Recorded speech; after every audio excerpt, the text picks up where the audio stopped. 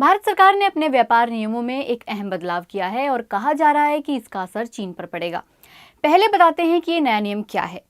भारत सरकार ने general financial नियम 2017 में बदलाव किया है। मतलब अब किसी भी सरकारी खरीद में बोली लगाने वाली कंपनियों का पहले department for promotion of industry and internal trade की रजिस्ट्रेशन कमेटी में रजिस्टर्ड होना जरूरी है। इसके अलावा इन कंपनियों को भारत सरकार के विदेश मंत्रालय और गृह मंत्रालय से राजनीतिक और सुरक्षा मंजूरी लेना जरूरी होगा। केंद्र सरकार ने सभी राज्य सरकारों को निर्देश दिए हैं कि वो भी अपनी सभी सरकारी खरीद में इस नियम को लागू करें।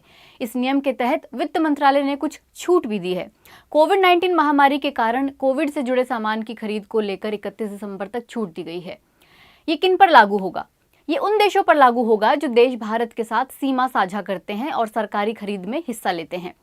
वैसे तो इसमें चीन को लेकर कोई बात नहीं कही गई है, पर भारत अपने तमाम पड़ोसी देशों में सबसे ज्यादा व्यापार चीन के साथ करता है। 2019-20 में भारत ने चीन से करीब 65 अरब डॉलर का आयात किया है, जबकि चीन भारत से सिर्फ 16 अरब डॉलर का आयात करता है। इसमें सरकारी खरीद कितनी है, इसके अलग से आंकड़े उपलब्ध नहीं हैं।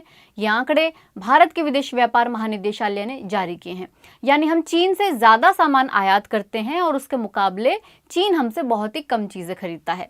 पिछले 4-5 सालों में ये आंकड़े कमोबेश ऐसे ही रहे हैं।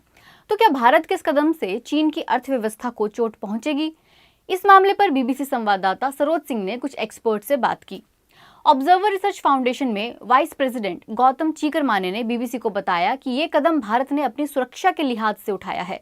इसका असर चीन की अर्थव्यवस्था पर ज्यादा नहीं पड़ेगा, क्योंकि चीन के लिए व्यापारिक रणनीति के हिसाब से अमेरिका और यूरोपियन यूनियन ज्यादा इंपॉर्टेंट है। लेकिन भारत इस फैसले से संदेश दे रहा है कि चीन भारत की सुरक्षा के लिए बड़ा खतरा है। गौतम के मुताबिक इसी संदर्भ में इस नए व्यापार नियमों के बदलाव को देखने की जरूरत है। तो फिर भारत को हासिल क्या होगा?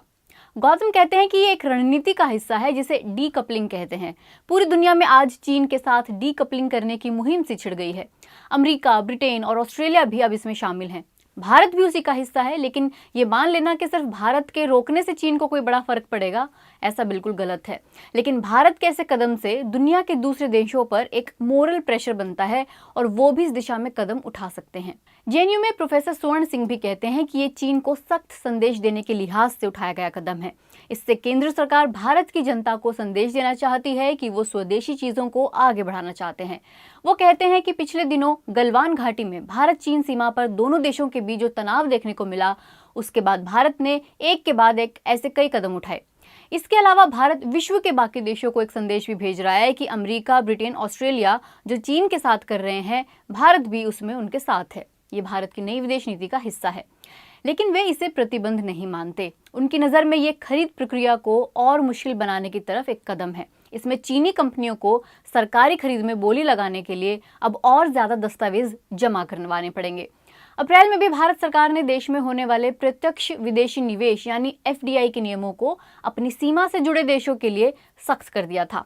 एफडीआई के नए नियम के तहत किसी भी भारतीय कंपनी में हिस्सा लेने से पहले सरकारी अनुमति लेना जरूरी है।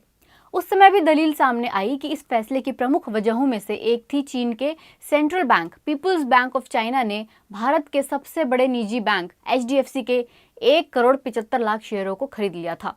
इससे पहले तक चीन भारतीय कंपनियों में बेधड़क निवेश करता रहा है। तो व्यापार नियमों में बदलाव का असर भारत पर क्या पड़ेगा? Foreign trade expert Vijay Kumar गाबा कहते हैं कि ये फैसला केवल सरकारी खरीद पर ही लागू होता है। इस बारे में आंकड़े साफ नहीं हैं कि भारत चीन के बीच हो रहे व्यापार में सरकारी खरीद का हिस्सा कितना है। लेकिन सरकारी कामकाज में चीन के सीसीटीवी से लेकर रेलवे परियोजना, हाईवे, न्यूक्लियर प्लांट, टेक्सटाइल, दवाइयां जैसे कई सामान का इस्तेमाल होता है। विजय कुमार कहते हैं कि सरकारी फैसले का असर सरकार की बिजली कंपनियों, road, highway project, metro coach, telecom और एग्रीकल्चरल सेक्टर पर पड़ सकता है। सस्ती दवाइयों के लिए कच्चा माल भी चीन से ही आता है। वो कहते हैं कि कुछ चीज़ों के दाम आने वाले दिनों में बढ़ सकते हैं और कुछ चीज़ों के लिए सप्लाई चेन बदलनी पड़ सकती है। इस सब में थोड़ी मुश्किल तो होगी। जाहिर है भारत की जनता को भी इसके लिए तैयार रहने की ज़रूरत है।